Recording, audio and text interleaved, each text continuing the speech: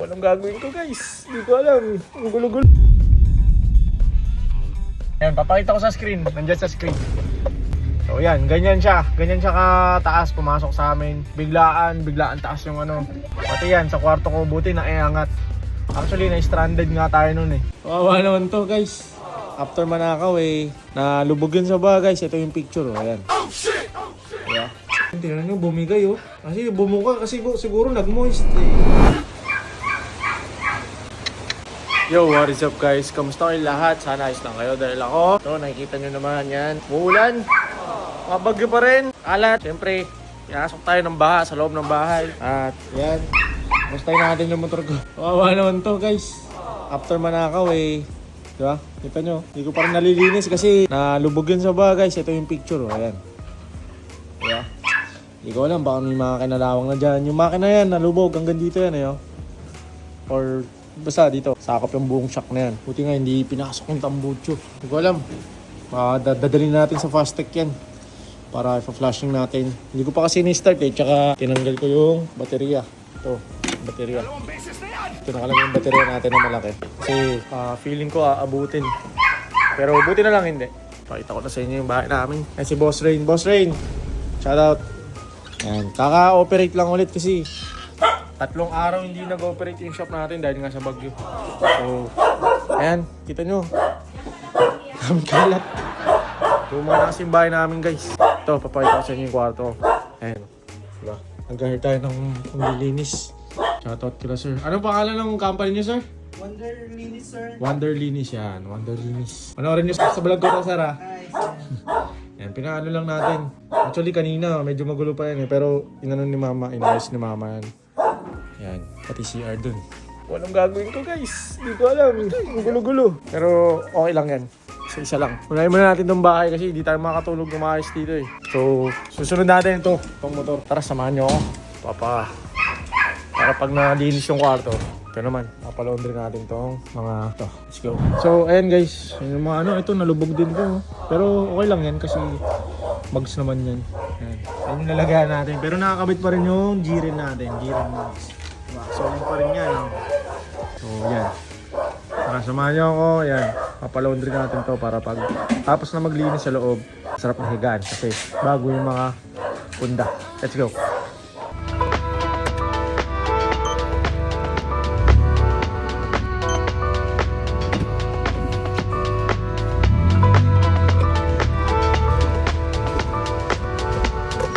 Oo nga pala guys, papakita ko sa inyo sa screen.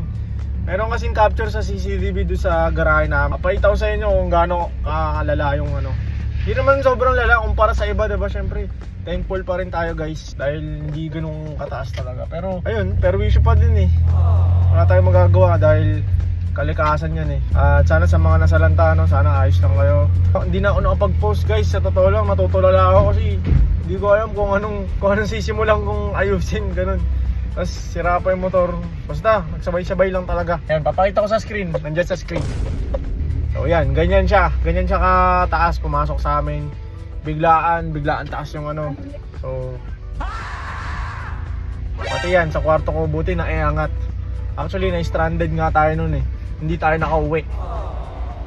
Nasa ibang lugar tayo. Eh, hindi na tayo makauwi dito dahil sobrang taas na ng baha. Ito na tayo ulit sa bahay. Quick vlog lang to guys. Update lang. Hindi pa tayo makakabiyahe. Unahin muna natin yung mga dapat ayusin. Pero soon, abangan nyo na lang, okay? So ayun guys, nandito na ulit tayo sa bahay. Ayun o, sa mga gusto magpalinis, message lang kayo doon sa Wonder Linis. Ayun o, tingnan nyo naman, pati yung taas. Ayan, nakita tuloy yung kisame natin. Tingnan nyo, bumigay o. Kasi bumuka, kasi siguro nag-moist eh. Ayun o. Wala, luma na kasi talaga itong bahay natin. Tataya tayo sa loto para maano.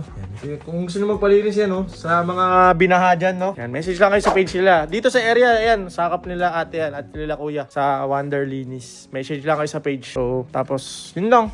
Ito, pakita lang natin kung paano ginagawa yung pagpapak. So, para dito sa ating opisina. Yan. Juni Boy, ang ating editor, yan. Petix muna siya ngayon kasi wala tayong upload eh. So, petix muna siya dyan. Yan. Sa mga nagme-message sa page yan ha. Si Juni nagre-reply dyan. Ayan o, ayan. Sa mga nagtatanong sa pabango, yan. At sa mga nagme-message dyan, yan. Si Juniboy ang bahala dyan. Ngayon, bali, dito yung printer natin ng mga waybill, mga order nyo. Siya magpiprint niyan. Tapos, ibibigay niya dun kay... Dito tayo sa kay Boss Ray. Pagka-print dito, bibigay niya dun kay Boss Ray. Yan. Tapos, ganyan binabalit ni Boss Ray. Kita-kita nyo naman, secured na secured dyan ha. Makapal ang bubble wrap niyan. Tignan nyo, ayun o, ganyan kakapal yung bubble wrap niyan. Ilang ikot-ikot yan. Tapos yan, pinapak na muna yung mga ano natin, mga baby boy, mga scent natin.